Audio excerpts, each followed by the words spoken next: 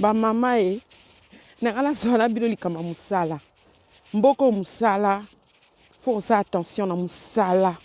Tant que ça musala, mi batela. Tant que ça musala, pensez na santé na yo. Parce que mundele arozwa yo kaka au produire. Tozo zwa salaire, tozo zwa mbongo. Mais tozo rapé tant ya ko pensaka na biso. Ya ko pensaka pe na santé na biso, na bien-être na biso, bien-être de la femme. Et ça très important.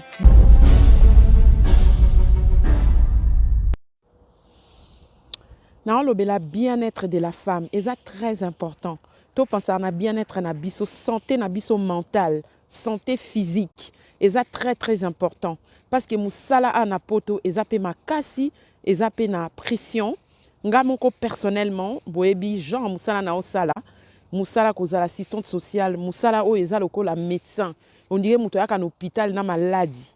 Tant azo bima na bureau na fois bima na santé, fois bima na guérison.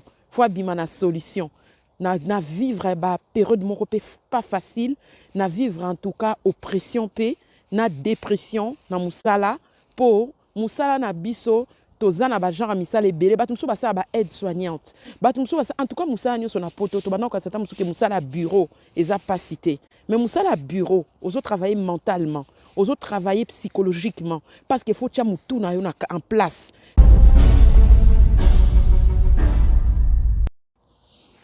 Ba maman, bobo mbate. Soko monique, ozo ka bien te. Soko monique, nous autres, de temps en temps, il faut faire un break. De temps en temps, il faut vraiment réellement prendre soin de soi. Prendre des vraies vacances. Kozwa des moments à bien-être. Kozwa kayango, kolande la santé mentale na yo. Et ça, important. Le solo à bien-être de la femme. Toko continuer yango. Nangi to solo lango vraiment en profondeur. To solo lango mingi. To solo lango souvent. Et puis, si vous avez un témoignage, Basi à Congo Ezawana, vous pouvez partager ensemble et aux Akitoko. Basi à Congo, toujours l'icolo. On est ensemble. Basi à Congo, l'icolo. Abonnez-vous sur notre chaîne. Ici, c'est Genève. Betty Milka, la présidente.